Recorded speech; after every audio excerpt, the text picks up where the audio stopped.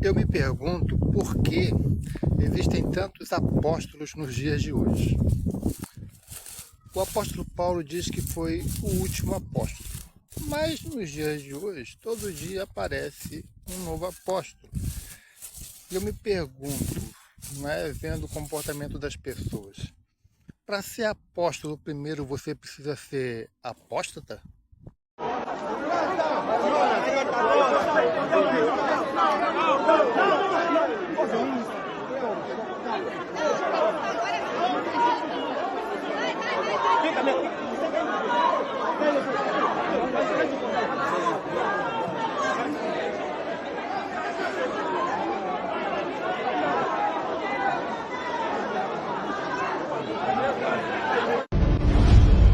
Atenção São Paulo para a grande inauguração do Templo Central da Assembleia de Deus, Ministério Belém do Pará. Nesta quinta-feira, dia 17 de agosto, às 7h30 da noite, a presença de um dos maiores profetas desta nação. Agora, se o Deus que eu sirvo é maior que a AIDS, você está curado. Apóstolo Agenor Duque. Apóstola Sol, Daniela Carvalho. Eu reconheço como um general, um tremendo general no reino. Eu me consagro apóstolo no reino, em nome do Pai, do Filho e do Espírito Santo. Tudo que o Senhor entregou para mim, todo entrega para ti. Ninguém que viveu depois de Paulo tem a condição necessária para ser apóstolo, que é ter visto o Cristo ressurreto. Um apóstolo era alguém chamado diretamente por Cristo e que era testemunha da ressurreição, alguém que viu a Cristo depois da ressurreição. Só tem 13 pessoas que cabem nessa categoria no Novo Testamento: os 12 e Paulo. Os 12 foram chamados diretamente por Cristo durante seu ministério terreno. Paulo foi chamado por Cristo na estrada de Damasco. Os 12 viram o Cristo ressurreto. Paulo viu o Cristo ressurreto na estrada de Damasco. O que aconteceu no caminho de Damasco não foi uma visão que Paulo teve, mas uma aparição do Cristo ressurreto e glorioso. E era tão glorioso que a luz que emanava do seu corpo era maior do que o sol ao meio-dia. Então Paulo diz lá em 1 Coríntios 15 que Cristo apareceu aos 12, apareceu a Cefas, depois a 500 irmãos, depois a Tiago, depois aos apóstolos e por último de todos apareceu a mim. Ou seja, Paulo está dizendo que o último a quem Cristo apareceu no corpo da sua ressurreição foi ele. Logo, ninguém que viveu depois de Paulo tem a condição necessária para ser apóstolo, que é ter visto o Cristo ressurreto. Então nenhum desses homens viu o Cristo ressurreto. Ele só apareceu pela última vez ao apóstolo Paulo. Então não são apóstolos. Falta a qualidade fundamental do apóstolo, que era ser testemunha da ressurreição de Cristo. A coisa mais fácil que existe nos dias de hoje é se criar um apóstolo. Você pega alguém que é conhecido, alguém que está em evidência, tá? Alguém que tem um número expressivo de membros. Você derrama o azeite sobre a cabeça dele, chama ele de apóstolo e a partir daquele momento ele passa a ser um apóstolo. Mas veja o exemplo de Jesus. Em Lucas capítulo 6, versículo 12, Jesus faz algo antes de eleger os apóstolos, uma coisa que no mínimo qualquer cristão deveria fazer. Aconteceu que naqueles dias saiu ao monte a orar e passou a noite em oração a Deus. Jesus orou a noite inteira antes de escolher os seus apóstolos. E quando já era dia, chamou a seus discípulos e escolheu 12 deles, a quem também deu o nome de apóstolos. Simão, a quem ele chamou de Pedro, André, irmão de Simão, Tiago, João, Filipe e Bartolomeu, Mateus e Tomé, filho de Alfeu, Simão, chamado Zelote, e Judas, irmão de Tiago, e Judas Iscariotes, que foi o traidor. Olha, Jesus escolheu pessoalmente um dos critérios para ser considerado um apóstolo é ser escolhido pessoalmente pelo Senhor Jesus. Então, meu irmão, se você não foi, se Jesus não veio pessoalmente e te escolheu, você não pode ser chamado de apóstolo, tá bom? Mas nós sabemos que Judas Iscariotes traiu Jesus. Depois ele foi, se enforcou. E a cadeira dele, a 12ª cadeira, ficou vaga, ficou vazia. E agora eles precisavam eleger um substituto para Judas. E aqui é que vai entrar o critério para se escolher um apóstolo. Uma coisa que todo mundo deveria ter em mente antes de sair por aí ungindo qualquer um a apóstolo. Olha, Atos 1:12.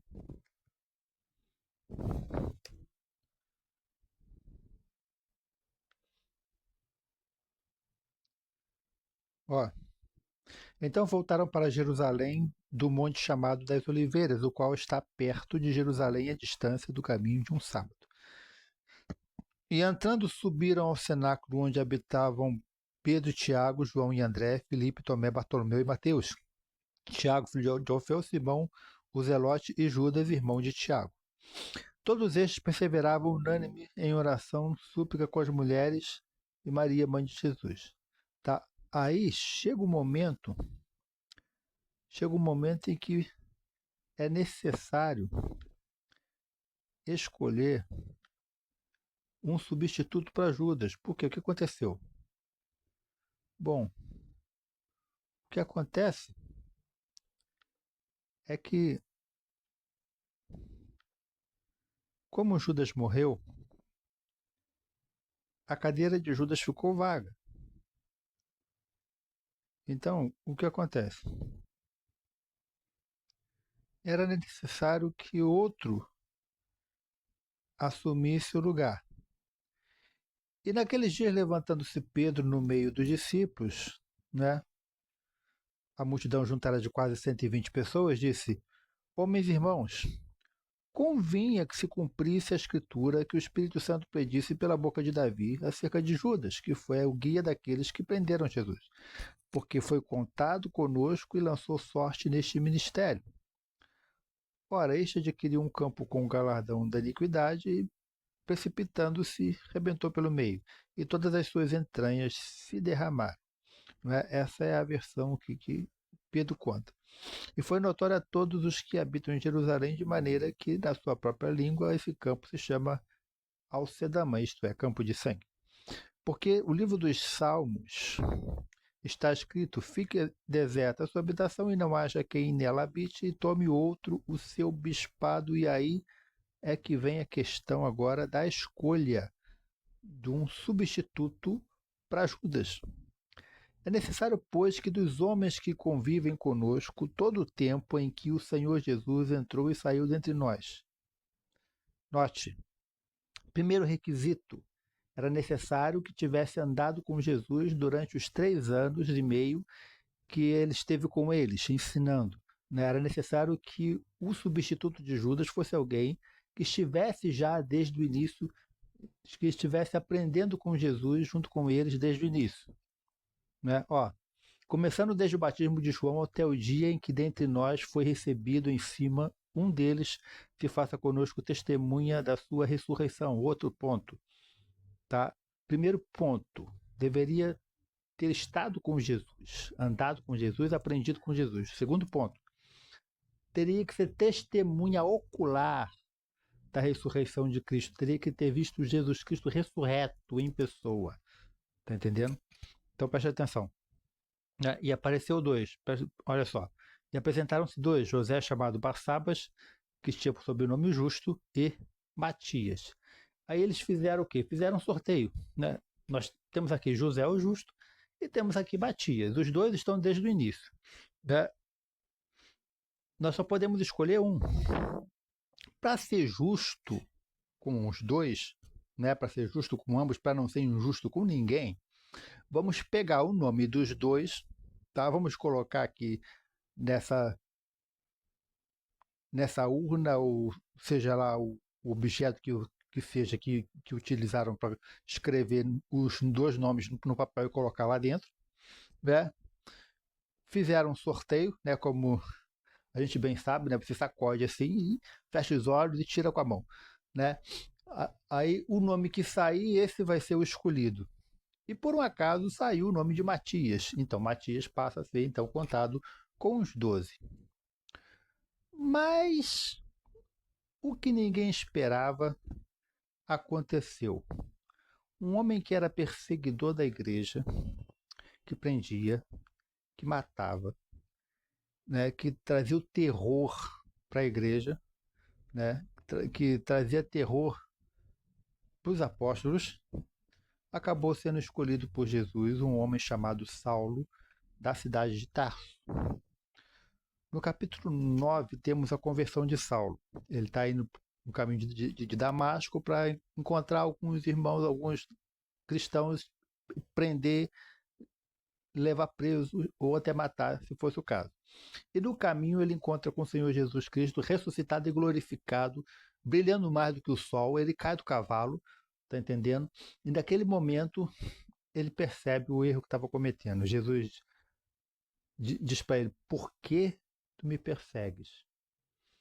E Saulo então pergunta: quem és tu? E ele responde: eu sou Jesus Nazareno, a quem tu persegues. Aí Saulo, na mesma hora: o que eu preciso fazer, Senhor?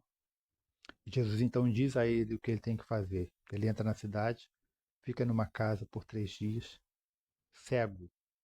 A partir daquele momento ele ficou cego por 3 dias, jejuando por 3 dias sem enxergar nada. E Jesus então vai a um homem chamado Ananias,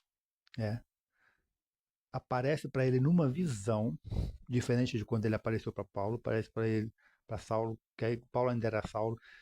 Diferente de como ele apareceu para Saulo, ele aparece para Ananias e fala: Ananias, vai na rua direita, uma casa tal, você vai encontrar lá um homem chamado, pergunta por um homem chamado Saulo de Tarso.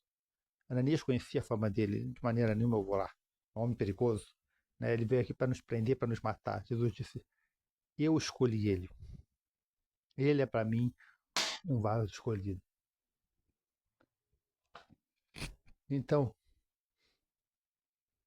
o que acontece? Ananias vai, tá, com medo, e faz o que Jesus mandou. Impõe as mãos sobre Saulo, ora por ele, ele recupera a visão, e naquele momento ele é cheio do Espírito Santo e é batizado por Ananias, e a partir de então ele passa a ser apóstolo. Só que desse tempo de conversão e chamado até a primeira missão, até a primeira viagem missionária dele, ele levou 3 anos. Por que esse tempo todo? Porque ele precisava aprender. Até então ele tinha sido fariseu, ele conhecia a lei muito bem, mas ele não sabia nada sobre Jesus, ele precisava aprender. Então ele estudou 3 anos para aprender sobre Jesus antes da primeira viagem. Tá entendendo? E muita gente hoje não quer, né? Quer ser apóstolo, mas, primeiro, nunca aprendeu diretamente com Jesus. Segundo, nunca viu Jesus pessoalmente.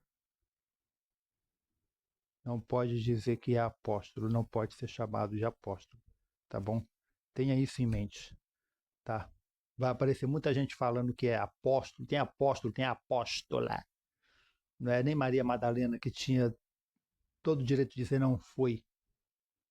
Tá entendendo? A única que tinha condição de ser chamada de apóstola nunca foi chamada de apóstola. Como é que aparece outra aí dizendo que é apóstola? Não. Sai fora disso, tá?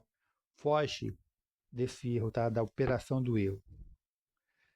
Depois da primeira viagem missionária do apóstolo Paulo, ele ainda ficou esquecido. Esqueceram dele lá no campo missionário. Ele ficou 14 anos no campo missionário antes de voltar para a igreja sede, né? E levou consigo alguns frutos do trabalho dele. Agora a pessoa se diz apóstolo, mas tudo que você vê que de fruto dele é um carro novo, um carro importado do ano, né? É uma mansão, é um avião. Isso não é apostolado. Isso não é ser apóstolo. Jesus não chamou ninguém para ser apóstolo, para ficar rico, para ficar milionário. Não. Não. Então sai fora. Foge. Foge desse bando de ladrão salafrário. Foge desse bando de mercenário. Mercenário. Porque está lá pelo dinheiro. Não está lá pelas almas de coisa nenhuma. Então não pode nunca, jamais se dizer apóstolo. Nunca se viu tantos apóstolos como nos dias de hoje. Para você ter uma ideia, só no Brasil existem mais de 10.000 apóstolos.